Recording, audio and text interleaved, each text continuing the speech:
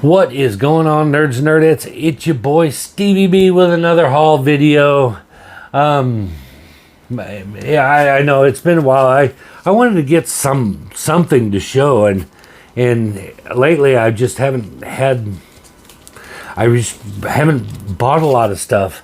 But I did get some stuff for this week, and I do remember last time I did a haul video, I promised you guys I was going to read this book, Archie Meets Jay and Silent Bob, and give a somewhat review.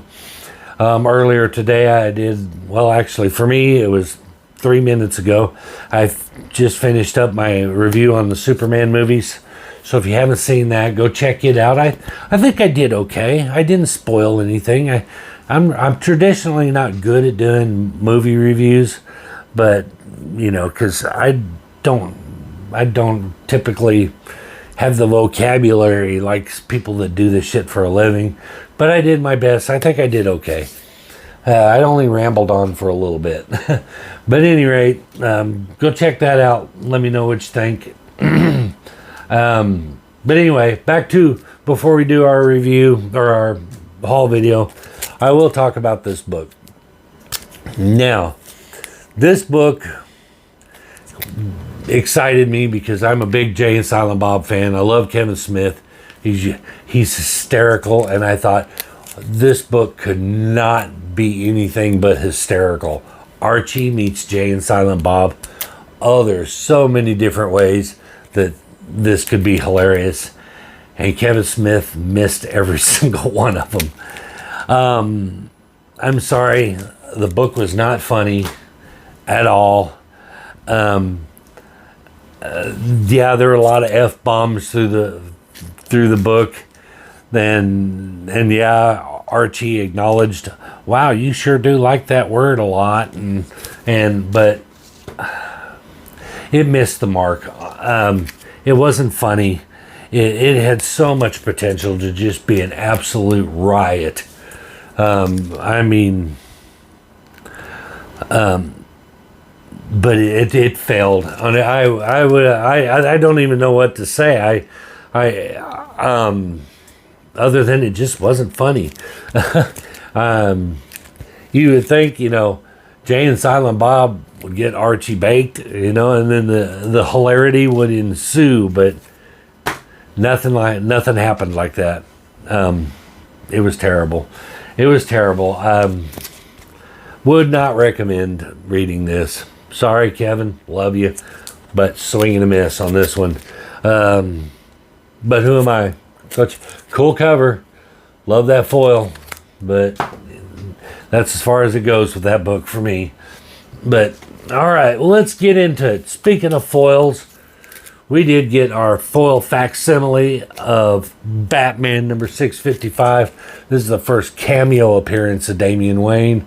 I do have the original, but I'm gonna get them facsimiles. Had it not been such a cool cover, this Adam Kubert cover is amazing anyway, but it's not a key that I would normally go after for facsimiles. There's, I think they really need to lay off making facsimiles of minor key books that people can go get the original for, probably for just for equal or lesser value than the facsimile, and that doesn't make any sense to me. So, but I got it because I wanted to see that Adam Kubert covered in foil. So there you have it. But I do have the original too. And then I made another trip to another local GameStop. Like I said, if you're not familiar with GameStop, I know they're not in every area, but it's basically a place where you can take your video games in, trade them in, and they will give you nothing for them, and you can get absolutely nothing in cash, or you can get a little bit more than nothing for trade. But they do have comic books, and they typically don't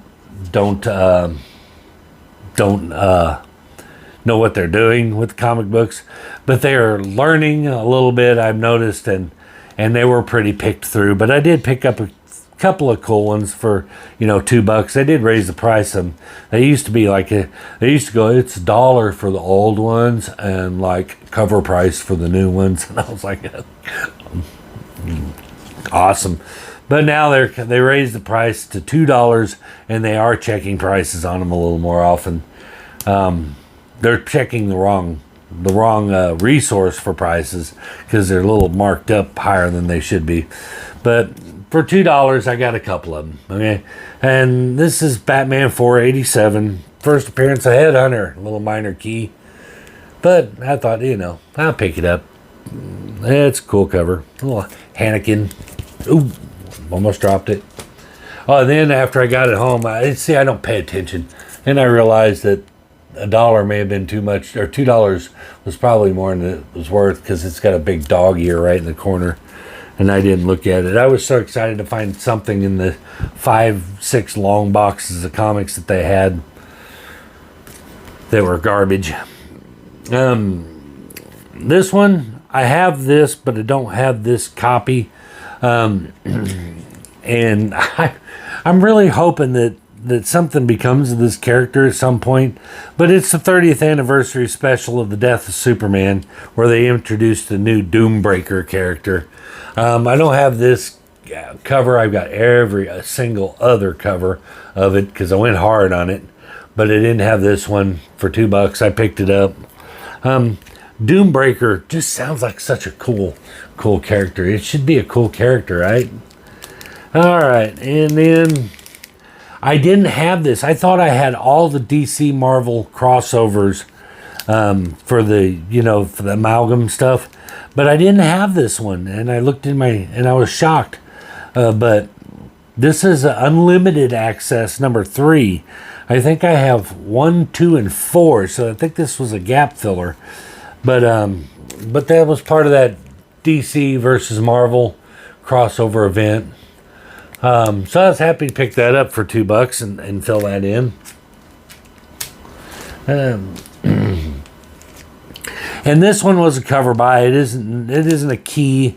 There's no key issues in it, but not only was it a cover buy for me, but it was already in Mylar too, so I didn't even have to get a bag for it. But I can't remember who did this cover, and I didn't look it up. So it gives you something to interact with me in the comments about.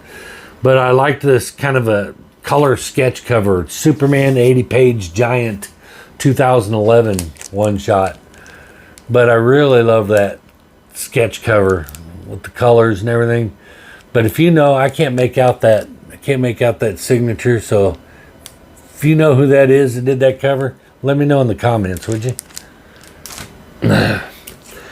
Speaking of cover buys, this one's not a key of any type whatsoever, but it was a total cover buy. And again, I didn't do my research. I need to really start doing a better job of looking up information before I do these. But this was a cover buy. It's even got some dings on it, and not even worth $1 probably. But I had it, but that's just an awesome cover for me.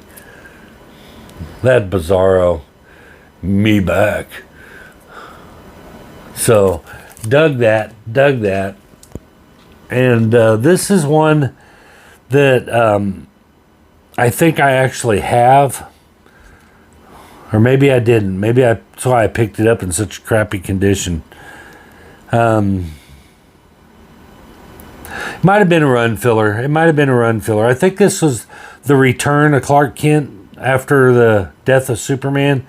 I'm not really sure why. I can't remember, but it's got some spine ticks. But it was a cool cover, so I thought I'd pick it up for a couple bucks. Again, one of those books that I probably picked up just because I was like, I gotta buy something.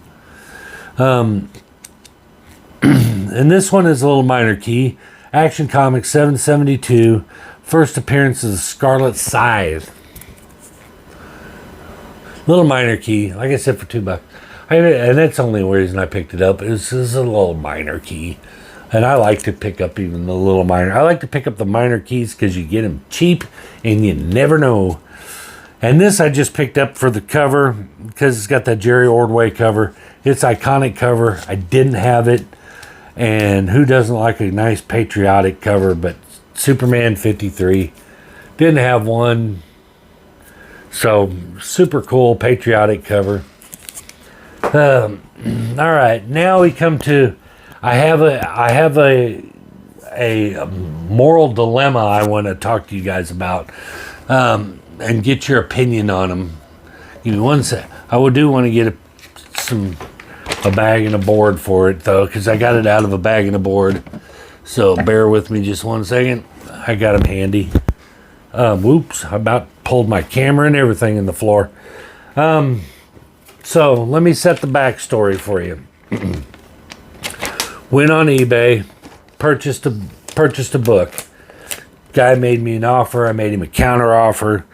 We met in the middle somewhere to what I felt was a fair price given the condition, which was halfway decent condition.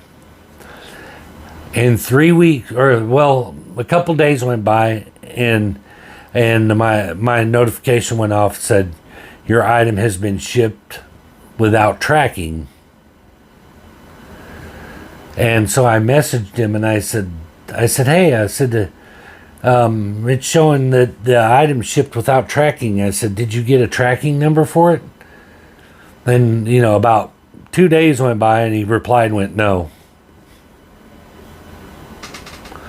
I said, that's odd, because I said, I've never not gotten a tracking number, and I buy, hundreds and hundreds of comic books off of eBay, and I've never gotten a tracking number. Crickets. 10 days went by. Didn't get the book. Still no tracking information. So I messaged him again. And I said, hey, look, it's been 10 days. And I said, even if you mailed that media mail, I said, it shows that you sent this Ground Advantage, according to how you described in your description how it was going to ship. I said, and it hasn't showed up, and I still haven't gotten any tracking information. I said, I looked it up, and I said, USPS always gives a tracking number when you ship USPS Ground. And I said, so why don't I get a tracking number? And I said, well, where's the tracking number? I said, this is starting to look sketchy to me. And he sent me a reply. He said, I have the receipt from the post office if you want it. And I said, well, does the receipt have a tracking number on it? And I said, if the receipt doesn't have a tracking number on it, it does me no good. But I said, but he replied, this has been like a couple days later, and it'd been almost like 13 days, 12 or 13 days, and before he finally replied back. And I said, this is starting to look sketchy. I said, a tracking number doesn't do, or a receipt doesn't do me any good. I said, it could be a receipt from anything, but without a tracking number, I don't know where my books are. And I said, it's been nearly 2 weeks. No response. So I lost my patience. I said, look, I'm trying to be really patient here, but it has been 2 weeks and I have not gotten a response from you. I have not gotten a tracking number. My book still hasn't showed up yet. I said, I'm starting to think that you're scamming me. And I said, if I don't hear something back from you within the next day or two, I'm going to assume that you're trying to rip me off, and I'm going to file a claim, and I'm going to report you. No response. So I filed a claim through eBay, and they sent him a request for a refund. I requested a refund for my money back. Requested a refund, and 2 days went by. Basically, eBay said after 5 days they would step in. Well, 2-3 days went by, and he finally said, is this the book you want the refund on? I said, yes. And he says, I'm going to give you a refund, and then I'm going to turn comic books over to my grandson. He says, I've sold over 2,000 items. This is only the second time I've ever had to refund anybody. And he said, I don't believe that you didn't get the book. And I said, look, I said, I have over 1,000 purchases as a buyer on eBay. I have a 100% approval rating on here. Not a single negative review on me. I said, I said, I have no reason to try to beat you up for a $12 comic book. And I said, I haven't gotten the book. I said, told him, I said, you refuse to respond to any of my messages, which leads me to believe that you didn't care. So I filed a claim. I said, this is the first time I've ever had to file a claim against a comic book seller on here. And I said, I did not get the book. I said, so I don't know. I don't appreciate somebody questioning my integrity. I didn't get the book. And it had been, at this point, it had been nearly 3 weeks.